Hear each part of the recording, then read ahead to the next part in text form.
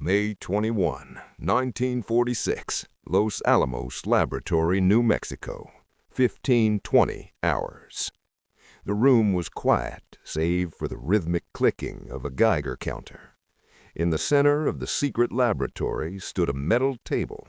On it lay a sphere of beryllium, and inside that shell rested the most dangerous object on Earth, a 6.2-kilogram sphere of refined plutonium. The scientists called it Rufus. Later, history would give it a darker name, the Demon Core. It had already killed one man a year earlier. Today, it was hungry again. Dr. Louis Slotin stood over the core. He was 35, brilliant and arrogant. He was wearing blue jeans and cowboy boots, looking more like a rancher than a nuclear physicist. 7 other scientists stood around him, watching in silence. They weren't wearing hazmat suits. They weren't behind lead glass. They were standing in a room with an atomic bomb, wearing nothing but lab coats and slacks. Slotin was performing an experiment known as Tickling the Dragon's Tail. The goal was to bring the core to the very edge of criticality, the point just before a nuclear explosion. To do this, he had to lower a half-sphere of beryllium over the plutonium core. The beryllium would reflect neutrons back into the core, starting a chain reaction. Protocol required the use of shims, safety spacers, to prevent the shell from closing completely. If the shell closed, the core would go critical instantly. But Slotin didn't use shims. He trusted his own hands.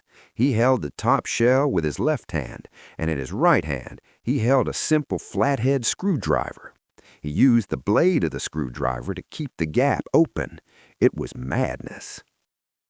"You're going to kill us all one day, Louis," Enrico Fermi had warned him months ago. But Slotin didn't listen. He enjoyed the adrenaline. He moved the screwdriver slightly, lowering the shell. The Geiger counter sped up. Click, click, click, click. The neutrons were bouncing. The dragon was waking up. The other scientists held their breath. Raymer Schreiber turned away to focus on his clipboard. Alvin Graves leaned in closer, looking over Slotin's shoulder. The air in the room felt electrified. They were playing Russian roulette with a nuclear reactor. And then, at 3:20 p.m., the screwdriver slipped. It was a tiny movement, less than an inch. The tool lost its grip on the metal edge. The upper beryllium shell dropped. The gap closed. Instant criticality. There was no noise, no explosion, just a flash, a blinding, intense flash of blue light that filled the room. It was brighter than the sun. It was Cherenkov radiation, the air itself ionizing from the massive burst of energy. A wave of heat washed over the men. Slotin felt a burning sensation in his left hand, the one holding the beryllium shell. He tasted metal in his mouth, the taste of sudden, massive radiation poisoning. In that split second, Louis Slotin knew he was a dead man. His DNA was being shredded, but his brain was still working. He didn't run, he didn't freeze. He jerked his left hand up, flipping the beryllium shell onto the floor. He stopped the reaction. He saved the others. The blue light vanished as quickly as it had appeared. The beryllium shell clattered on the linoleum floor. The room fell silent. Slotin stood there, blinking. His hand was already tingling. He looked at his colleagues. They were frozen, pale, staring at him like he was a ghost. "Well," Slotin said, his voice calm, "that does it." He knew the math. He was standing closest to the core. He had absorbed a lethal dose of neutrons and gamma rays, over 2,100 rems.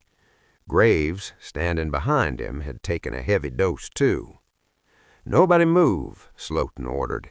"Mark your positions on the floor with chalk. We need to calculate the distance for the doctors." They walked out of the laboratory into the bright New Mexico sunshine. It was a beautiful spring day. Slotin vomited before he even reached the ambulance. The radiation was already tearing his stomach lining apart. "I'm sorry," he whispered to Alvin Graves as they sat in the back of the vehicle. "I got you involved." Slotin looked at his left hand. It was turning red, swelling. It felt like it was on fire. This was the hand that had held the dragon's mouth open. Now the dragon was eating him from the inside out. May 21st, 1946, Los Alamos Hospital, 1800 hours. Louis Slotin was checked into the hospital ward. He walked in on his own 2 feet, greeting the nurses by name. He was lucid, calm, and behaving more like a scientist observing an experiment than a man who had just received a death sentence. He demanded to see his blood work. He wanted to chart the decline of his own white blood cells. To Slotin, his dying body was the final data set. "The hand is the first indicator," Slotin explained to the horrified doctors, holding up his left hand. It was no longer just red. It was turning a deep, bruised purple. The skin was tight and shiny, swollen to twice its normal size. It looked like a rubber glove filled with water to the bursting point. "It feels like I stuck it in a toaster," he joked, but his eyes were filled with a primal fear that no amount of bravado could hide. The first 24 hours were the walking ghost phase. The vomiting stopped. Slotin felt better.